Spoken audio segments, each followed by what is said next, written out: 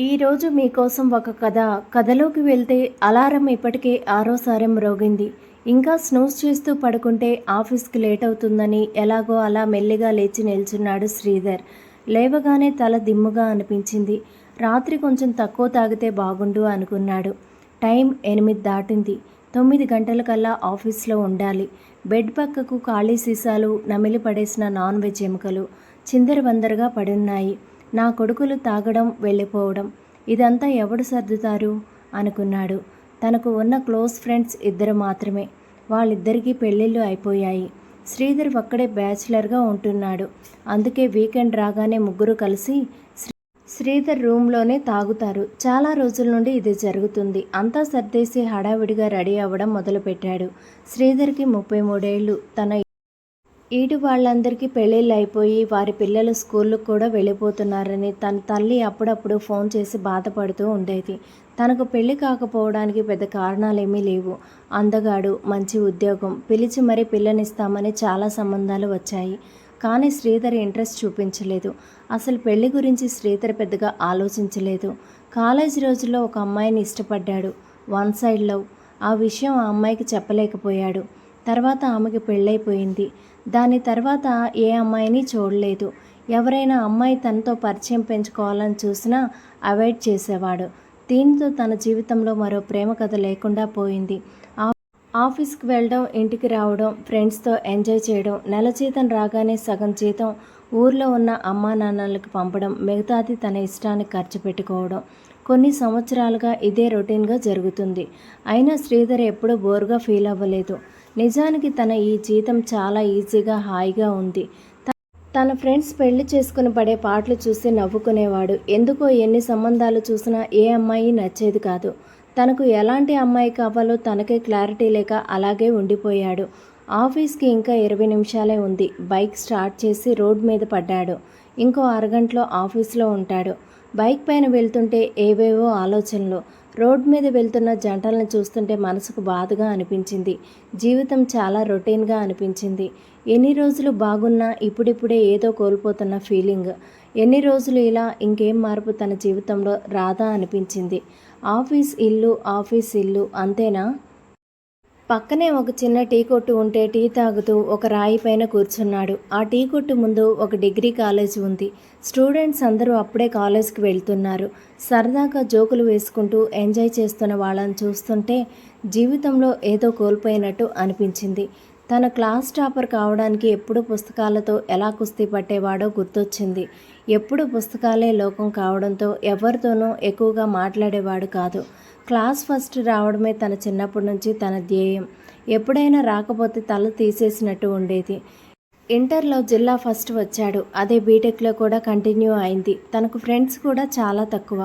ఎవరితోనైనా మాట్లాడినా చదువు గురించి మ్యాక్సిమం మాట్లాడేవాడు. దీంతో సబ్జెక్ట్లో ఏమైనా డౌట్స్ వచ్చినా వాళ్ళు తప్ప ఎవరూ ఎక్కువ మాట్లాడేవారు కాదు. అలాంటి టైంలో కీర్తన్ని చూశాడు. కీర్తన తనకు జూనియర్. చాలా అందంగా ఉంటుంది. అందానికి తగ్గట్టు హుందాగా ఉండేది. చాలా తెలివైనది. బాగా చదువుతుంది. ఎంతోమంది ఆమెతో మాట్లాడడానికి తెగ ప్రయత్నించేవాళ్ళు. అందరితోనూ ఆమె మొహమాటం లేకుండా చక్కగా మాట్లాడేది. ఆమె ముఖాన్ని చిరునవ్వు ఎప్పుడూ కూడా అంటిపెట్టుకుని ఉండేది. తన కూడా ఆమెలా ఉంటే ఎంత బాగుండు అనుకునేవాడు. కానీ చిన్నప్పటి నుంచి అలవాటైన స్వభావం ఎలా మారుతుంది? బహుశా అదేనేమో ఆమె ప్రేమలో పడేటట్టు చేసింది.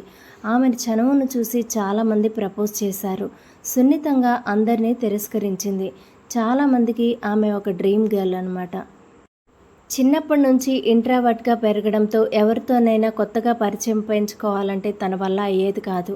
ఇంకో విషయం ఏంటంటే ఆ అమ్మాయి వాళ్ళు ఇల్లు శ్రీధర్ ఇంటి దగ్గరే. అయినా కూడా కనీసం పేరు కూడా పరిచయం చేసుకోలేకపోయాడు. దూరం నుండి చూసి సంతోషపడ్డం తప్ప తన చదువు, తన పుస్తకాలు అదే లోకం. ప్రొఫెసర్ల చేత మాత్రం చాలా మంచివాడు అనిపించుకున్నాడు. తన క్లాస్మేట్ కొంతమంది ప్రేమలో మునిగి తేలుతుంటే తను కూడా ప్రేమ పొందగలిగితే ఎంత బాగుండు అనుకునేవాడు తప్ప కనీసం తన ప్రేమ గురించి ఆమెతో చెప్పాలి అనే విషయం గ్రహించలేకపోయాడు. చెప్తే రిజెక్ట్ చేస్తుందేమో అన్న భయం.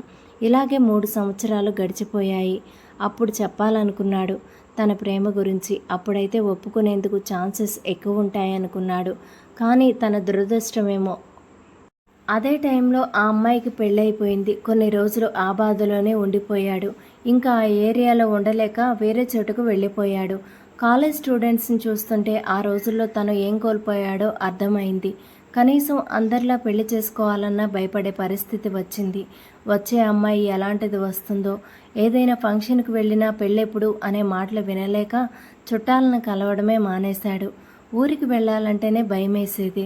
లైఫ్ అంతా కూడా ప్రశాంతంగానే ఉన్నా జీవితంలో ఏదో శూన్యం ఆవరించినట్లు అనిపించింది. ఇంకా ఎన్ని రోజులు ఇలా? ఇప్పుడైనా తన జీవితంలో మార్పు రావాలి, అనవసరమైన భయాలన్నీ వదిలేయాలి అని నిర్ణయించుకున్నాడు. వెంటనే ఇంటికి ఫోన్ చేసి పిల్లని చూడమని చెప్పాడు. వారం రోజుల్లోనే మంచి సంబంధం వచ్చింది. అమ్మాయి బాగా చదువుకుంది, అందంగానే ఉంది, మంచి ఉద్యోగం కూడా చేస్తుంది. పైగా ఆమె తండ్రి చిన్నపాటి రాజకీయ నాయకుడు. ఆమెతో పెళ్లి చూపులు. రోజు కొంచెం ధైర్యం తెచ్చుకుని ఒక అరగంటకు పైగానే మాట్లాడాడు. ఒక అమ్మాయితో అంతసేపు మాట్లాడడం అదే ఫస్ట్ టైం. దీప్తికి నో చెప్పడానికి రీజన్ దొరకలేదు. అంత మంచి సంబంధం ఇంక దొరకదని చాలామంది చెప్పారు. ఒక నెలలో పెళ్లి ముహూర్తం వచ్చింది. నంబర్లు ఎక్స్చేంజ్ చేసుకొని చాట్ చేయడం, అప్పుడప్పుడు కలుసుకొని మాట్లాడడం అన్నీ జరిగిపోతున్నాయి. అలాంటి సమయంలోనే ఒక అమ్మాయి తన ఆఫీస్లో జాయిన్ అయింది. ఆమెను చూడగానే శ్రీధర్ షాక్ అయ్యాడు. తనెవరో కాదు, బీటెక్లో తను లవ్ చేసిన అమ్మాయి కీర్తన.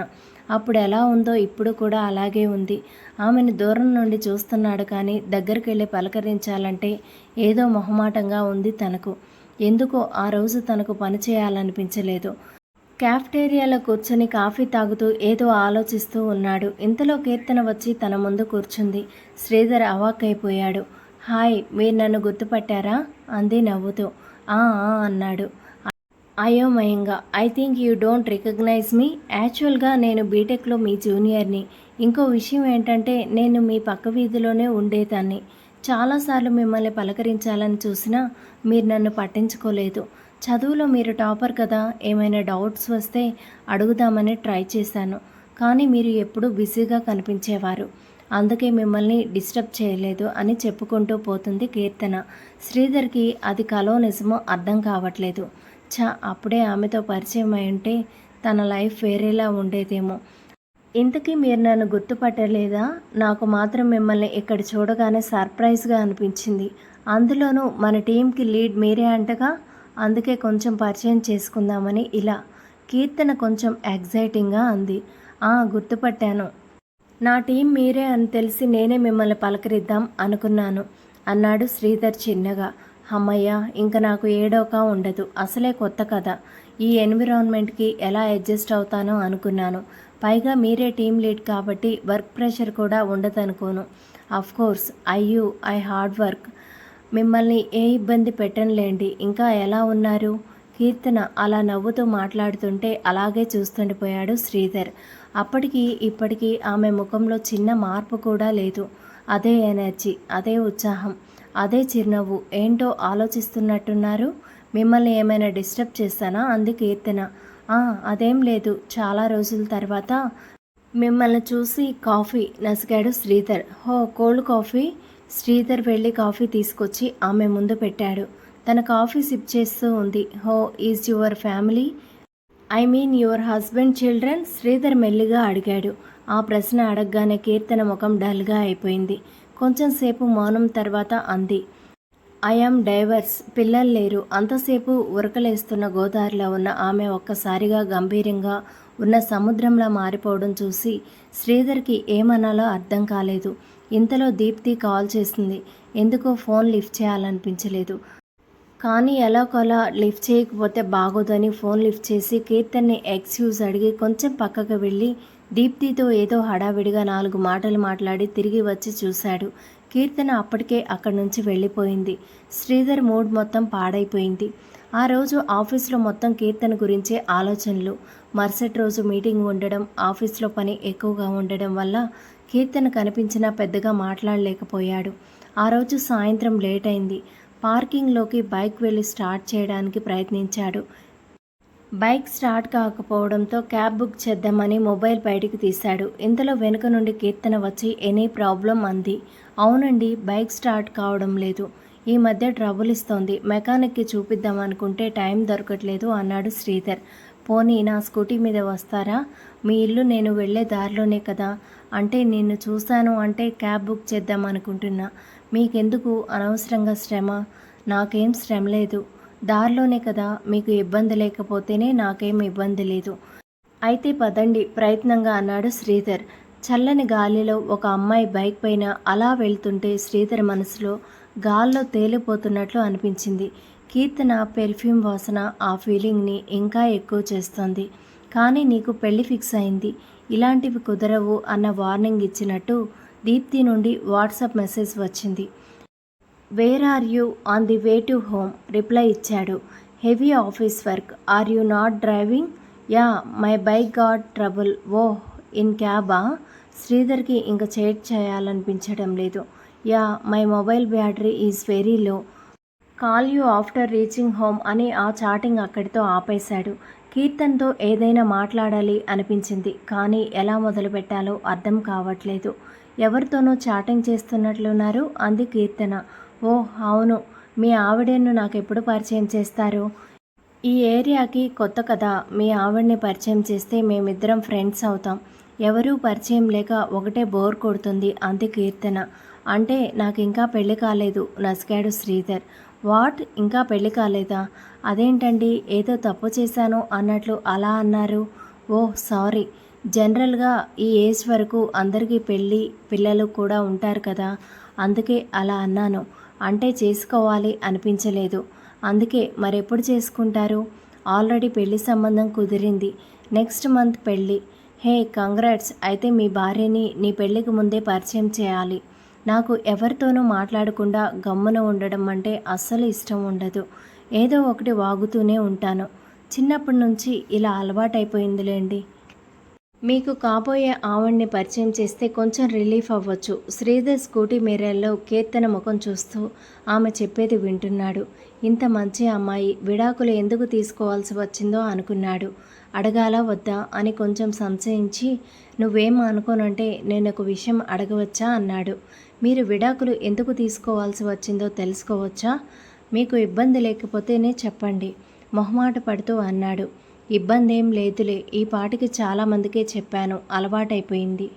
రేపైనా మీకు చెప్పాల్సిందే కదా. నాకు పిల్లలు కారు. నా గర్భసంచిలో ప్రాబ్లం ఉండి తీసేశారు. అందుకే నన్ను విడిచిపెట్టి వేరే అమ్మాయిని పెళ్లి చేసుకున్నాడు. మా అత్తమామలు కూడా ఆయనకే సపోర్ట్ చేశారు. ఇంకేం చేస్తాం? అదే నాకు పెద్ద ప్రాబ్లంగా అనిపించట్లే.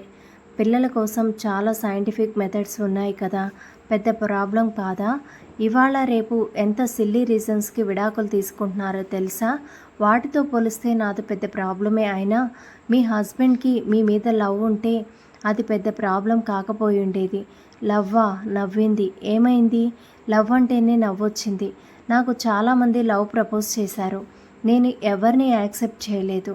కాలేజ్లో ఉండగానే మంచి సంబంధం అని నాకు పెళ్లి చేశారు. ఆయనకి బిజినెస్, ఫ్రెండ్స్ తప్ప ఏమీ పట్టేది కాదు. ఇంట్లో ఫ్రిడ్జ్, టీవీ, ఏసీ, ఇలానే కూడా ఒక్క వస్తువు కూడా తనకి బైక్ వేగం పెంచింది తను. అమ్మాయిని ఇంట్లో పెట్టుకుని ఆమె విలువ తెలుసుకోలేకపోయాడు వెధవ అనుకున్నాడు మనసులో. ఎంతోమంది కలల రాణిని ఇంట్లో పెట్టుకుని ఒక వస్తువుగా చూస్తాడా? ప్రేమించే హృదయం అందరికీ ఉండదు కదా. దేవుడికి ఎవరికి ఏమి ఇవ్వాలో తెలియదు. ఇలా ఏదో ఆలోచిస్తూ ఉన్నాడు. ఇంతలోనే శ్రీధర్ ఇల్లు వచ్చేసింది. సైడ్కి బైక్ ఆపింది. బైక్ దిగి థ్యాంక్స్ చెప్పాడు. సారీ, నా పర్సనల్ విషయాలు చెప్పి బోర్ కొట్టించాననుకుంటా నవ్వుతూ అంది కీర్తన. అదేం లేదు అన్నాడు. ఆమె నుదురు మీద చిరునవ్వు చెమటను చూస్తూ స్ట్రీట్ లైట్ వెలుతురులో మెరుస్తున్న ఆ చెమట బిందువులు ముత్యాల్లా అనిపించాయి తనకు. Okay by, good night. Bike reverse చేస్తూ అంది తను. గుడ్ నైట్ కీర్తన. వెళ్ళిపోతుంటే అలాగే చూస్తూ నుంచున్నాడు. రాత్రంతా శ్రీధర్కి నిద్ర పట్టలేదు. దీప్తికి ఫోన్ లిఫ్ట్ చేయాలనిపించట్లేదు. ఈ టైంలో ఇది కరెక్టేనా? అందరూ ఏమనుకుంటారు? అందరి గురించి వదిలేసిన దీప్తికి తెలిస్తే తన గురించి ఏమనుకుంటుంది? ఇలా రకరకాలుగా ఆలోచిస్తూ ఉండిపోయాడు. రోజులు గడుస్తున్న కొద్దీ శ్రీధర్కి భయం పెరగడం మొదలైంది. కీర్తన తన జీవితంలోకి రాకపోతే దీప్తినే పెళ్లి చేసుకునేవాణ్ణి కదా అని సర్ది చెప్పుకుందాం అనుకున్నాడు.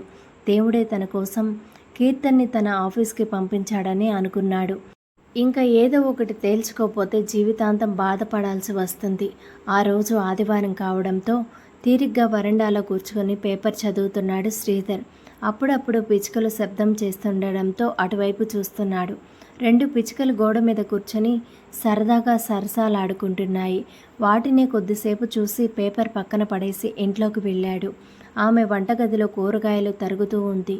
నుదుటిపై చెమట వస్తుంటే ముంగుర్లను సరిచేసుకుంటూ ఉంది. ఆ దృశ్యం అదృశ్యం కావద్దు అనుకుని వెంటనే మొబైల్ ఫోన్ తీసుకుని ఆమెను దూరం నుండే ఫోటో తీశాడు. కీర్తన అతని వైపు చూసి ఏం చేస్తున్నావు అంది. ఏం లేదు, నా ఏంజల్ని ఫోటో తీస్తున్నా అన్నాడు శ్రీధర్. అబ్బో అంది తను టమాటోలు తరుగుతూ. వెంటనే వెళ్ళి ఆమెను వెనక నుండి వాటేసుకున్నాడు. ఏంటండి ఇది అంది ఆమె ఇబ్బంది పడుతూ. ఏం నా భార్యను నేను వాటేసుకుంటే తప్ప అంటూ ఇంకా బలంగా హత్తుకున్నాడు. ఇంతలో కాలింగ్ బెల్ మోగింది. ముందు ఎవరొచ్చారో చూసి రండి అని కీర్తన అనడంతో వెళ్ళి డోర్ ఓపెన్ చేశాడు. ఎదురుగా దీప్తి నిల్చొని ఉంది. లోపలికి రావచ్చా అంది దీప్తి. ఆమె వెనకాలే ఇంకో అబ్బాయి ఉన్నాడు. ప్లీజ్ కమిన్ అంటూ లోపలికి ఆహ్వానించాడు శ్రీధర్. కీర్తన కూడా హాల్లోకి వచ్చి దీప్తిని విష్ చేసి కూర్చోబెట్టింది. తిని సురేష్, నెక్స్ట్ వీక్ మ్యారేజ్ ఉంది, మీరిద్దరూ తప్పకుండా రావాలి అంటూ పెళ్లి పత్రికను వారి చేతిలో పెట్టింది దీప్తి. ఓహ్ కంగ్రాట్స్, తప్పకుండా వస్తామంది కీర్తన. కొద్దిసేపు మాట్లాడాక వాళ్ళిద్దరూ వెళ్ళిపోయారు. దీప్తి చాలా మంచి అమ్మాయి. నా వల్ల తన పెళ్ళి ఆగిపోయినా అవేమీ మనసులో పెట్టుకోకుండా తన పెళ్ళికి ఇన్విటేషన్ తెచ్చి ఇచ్చింది అంది కీర్తన. అవును అన్నాడు శ్రీధర్. పెళ్ళి 10 రోజులు ఉందనగా దీప్తిని ఒక కాఫీ షాప్లో కలిసి కీర్తన గురించి చెప్పాడు శ్రీధర్. తన కాలేజ్ రోజుల్లో ఎంతగా ఆమెను ఆరాధించాడో, ఆమె జ్ఞాపకాల్లో వేరే అమ్మాయిని ఎందుకు తన జీవితంలోకి ఆహ్వానించలేకపోయాడో, ఇప్పుడేం జరుగుతుందో అంతా పూసగుచ్చినట్లు చెప్పాడు. వేరే అమ్మాయి అయితే ఎంత రచ్చ చేసేదో తెలియదు, కానీ దీప్తి మాత్రం శ్రీధర్లో ఉన్న నిజాయితీని అర్థం చేసుకుంది. నెలకో అమ్మాయిని ప్రేమించే ఈ రోజుల్లో అన్ని సంవత్సరాలు ఒక అమ్మాయిని తలుచుకొని ఉండడం ఆశ్చర్యంగా అనిపించింది. ఆ టైంలో తనకు సురేష్ గుర్తొచ్చాడు. లేకుంటే ఇంకా ఎంత రచ్చ చేసేదో. సురేష్ కూడా 6 సంవత్సరాల నుండి తనకు ప్రపోజ్ చేస్తూనే ఉన్నాడు, కానీ ఎప్పుడూ కూడా ఇబ్బంది పెట్టేలా ప్రవర్తించలేదు. సురేష్ ఇల్లు వాళ్ళ వీధి చివరిలో ఉండేది. మొదట్లో ఆటో నడుపుకునేవాడు. అక్కడే తనతో పరిచయం అయింది. తర్వాత కారు కొనుక్కొని క్యాబ్ నడిపాడు. ఇప్పుడు సొంతగా 4-5 కార్ల వరకు కొని క్యాబ్లకు రెంట్ను ఇస్తున్నాడు. కష్టపడే తత్వం కలవాడు. పైగా ఏ చెడు అలవాట్లు లేవు. నీ ఇన్స్పిరేషన్తోనే జీవితంలోకి పైకి రావాలని నిర్ణయించుకున్నానని చెప్తాడు. దీప్తి ఆ టైంలో MBA చేసింది. పెద్ద కంపెనీలో మంచి పొజిషన్లో ఉంది. అయినా ఈ ప్రేమలు దోమలు వేరే బెటర్ చాయిస్ దొరికే వరకే అన్న అపోహలో ఉండేది తను. ఇప్పుడు అతని ప్రేమలో నిజాయితీ తెలుస్తుంది ఆమెకి. సిన్సియర్గా ప్రేమించేవాళ్ళు ఈ జనరేషన్లో కూడా ఉంటారని అర్థమైంది. ఆమె మనసు కొంచెం తేలికైనట్లు అనిపించింది. ఇంతకీ ఆమెకు ఈ విషయం చెప్పావా లేదా అంది శ్రీధర్ వైపు చూస్తూ. దీప్తి లేదు అన్నాడు శ్రీధర్. ఆమెకు చెప్పకుండానే నాతో పెళ్ళిని క్యాన్సిల్ చేయాలనుకుంటున్నారా? ఆమెను మనసులో పెట్టుకొని మిమ్మల్ని పెళ్లి చేసుకోవడం కరెక్ట్ కాదనిపించింది. ఆమె ఒప్పుకోకపోతే అదంతా నేను ఆలోచించలేదు. ఎటో చూస్తూ అన్నాడు శ్రీధర్.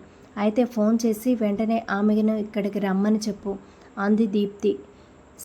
ఎందుకో తర్వాత చెప్తాను, ఏం భయపడకండి, ముందు ఫోన్ చేయండి. అట్లీస్ట్ ఆమెను నాకు పరిచయం చేయరా అనడంతో తప్పక కీర్తన్ని ఫోన్ చేసి ఆ కాఫీ షాప్కి రమ్మన్నాడు. అరగంట తర్వాత వచ్చింది కీర్తన. దీప్తి తన్ను తాను పరిచయం చేసుకుని ఆ విషయం ఈ విషయం మాట్లాడుతూ శ్రీధర్ను కీర్తన్ ప్రేమిస్తున్నట్లు విషయం మెల్లిగా చెప్పింది.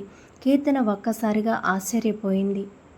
శ్రీధర్ టెన్షన్ పడుతూ కూర్చున్నాడు. ఒక అమ్మాయికి అంతగా ప్రేమించే మగాడు దొరకడం కన్నా ఇంకా ఏం అదృష్టం ఉంటుంది అంది దీప్తి. కానీ నాకు పిల్లలు పుట్టరు, ఆ విషయం తెలుసు కదా అంది కీర్తన బాధపడుతూ. పిల్లలు కాకపోతే ఏం, నిన్నే చిన్నపిల్లలా చూసుకుంటాడు. అంతగా కావాలంటే దత్తత తీసుకోండి, లేదా వేరే విధంగా ట్రై చేయండి, తప్పేం లేదు అంది దీప్తి. కీర్తన చేయి పట్టుకొని కీర్తన కళ్ళల్లో నీళ్లు నిండిపోయాయి. తన మనసులో ఆ మాటను దీప్తి చూసి ఆశ్చర్యపోయాడు శ్రీధర్.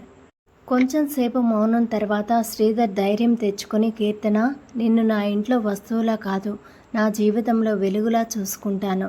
నిన్ను బాగా చూసుకుంటానన్న నమ్మకం నాకు ఉంది. అదే నమ్మకం నీకు కూడా కలిగేలా చూసుకుంటాను. అప్రయత్నంగా మాట్లాడేశాను.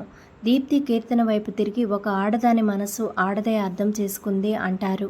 కానీ మగాడి మనసు కూడా ఆడదే అర్థం చేసుకుంటే ఆమె జీవితం ఇంకా బాగుంటుంది. నా పెళ్లి గురించి ఆలోచించకు.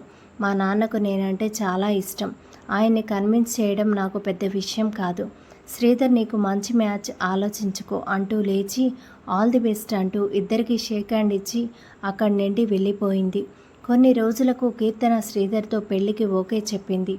అదంతా గుర్తు తెచ్చుకున్న శ్రీధర్ దీప్తి లాంటి మంచి అమ్మాయిలకి అంతా మంచి జరగాలని మనస్ఫూర్తిగా కోరుకుంటూ ఇందాక ఎక్కడో ఆపామో అక్కడ కీర్తన్ని చూసి వాటేసుకుంటాడు. ఇద్దరూ కూడా ఒక్కటైపోతారు.